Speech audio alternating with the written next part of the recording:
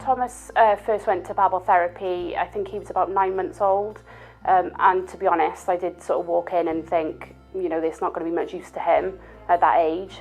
We talked about, I remember there was toothbrushes, toothpaste, talked about brushing his teeth correctly, a few sort of sounds that we could make with him while we were doing that, a few sounds to avoid making, to try not to get him into bad habits. And then we got invited back for another Babble therapy. I think it might have been about 12 months later, where we progressed into, you know, slightly more sounds, and then he started having speech therapy then when he started nursery at 3. When we initially went to a Babble workshop, Zidane was only about a year old, and I have to remember thinking that it was a completely pointless experience. I didn't see at such a young age why this was necessary and why it would help. Even though as a young age your baby starts to make sounds and different noises, I didn't feel that at a year old it was important to start thinking about speech and the way he was going to be saying things properly. But I'm glad I went, because I do remember thinking it was completely pointless at the beginning. But then as you go on and go to further sessions, I found that they helped tremendously. Even learning the correct sounds is very difficult for a child with cleft issues. So understanding the reasoning behind the words is important, I think, as a parent as well. When Zidane was going to the sessions, we were making up words with letters, especially with put and but at the beginning. Which I thought was very confusing for a little boy. He was trying to start to speak and learn how to say things, and then we were making up these words that didn't make any sense at all, only to then realise that the importance of the correct pronunciation of them not realising what the words were only comes out at a later stage. And I feel that that is a key really in recognising at an early age where children get into habits, and if you don't correct the habits, then that's when the speech can start to go down a slippery slope, I suppose, and then it's hard to correct.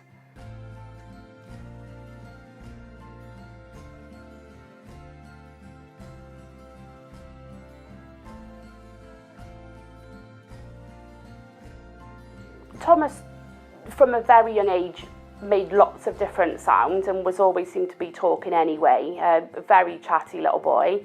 We sort of, every time we went up to the stairs, we were going up, up, up with him at every step, and just generally talking to him. And we were sat in the car. In the car used to be a big focus for us, because it was somewhere where he was contained and he couldn't run away from us. And we used to just practice the sounds that we learned at Babble therapy. At tea time, when he could actually see us, he was looking at us, was a big thing as well. Everyday activities, everyday tasks, playing games, just simple sentences really. I remember at the sessions we did in the workshops, we played with games and jigsaw puzzles, and every sound we were practicing, even with Sammy Snakes, for example, you know, you'd put in the pieces and emphasise the sounds of different words, so that even simple activities, Zidane was practicing on these sounds.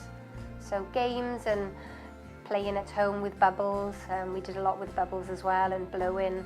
But I just think even out in the car, if we were out in the car, we'd always point at things in the car and try and get him to recognise sounds for different things. And I think more than anything is everyday activities, so that they don't see it as an effort, that you're just picking them up on things.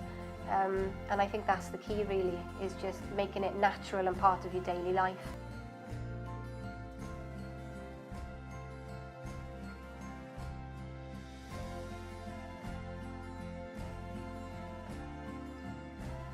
Yeah, well, Thomas has been having speech therapy, and now he's just finished reception in school, so he's been having it for 2 years, near enough every week, with input from the Cleft team and the community speech therapist. We had a visitor last week, the week before, who said that she hadn't heard him speak for 12 months and was really, really pleased with how he'd progressed. In school, he loves school, all his friends can understand him. His school report said he's an important member of the class, always chatting and speaking to people. He's just a really happy, chatty little boy. His confidence has soared because now he knows that people can understand what he's saying. We've been going to speech therapy now since Sedan was just over a year old, and he's 5.5 now, and we've just had his 5-year assessment. Sedan's speech is amazing. He's extremely chatty and confident, easy to understand. Even at school they didn't understand why he was going to speech therapy, because his speech is so clear.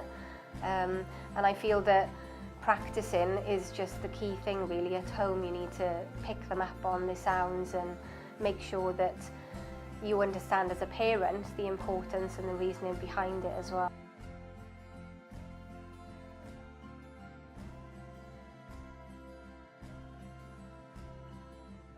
Go to Babble therapy every session that you get offered. Just do anything and everything that gets thrown at you, you know, speech therapy wise. If you do need help, ring the Cleft team. They will give you advice. They'll, you know, maybe do an assessment with his speech and everything, and just do anything you can. As a parent, at the beginning you obviously feel that there's no need for speech therapy, and for, you know, at a young age, why are we going to these sessions? It doesn't really make much sense. But I'd say anybody, you know, it's really important, and you don't see the results maybe for a few years down the line. And I think it's fantastic that the therapy is available, and the speech therapy that Cleft team offer is just invaluable in children's speech and how they develop. So go to everything you can. It really does pay off.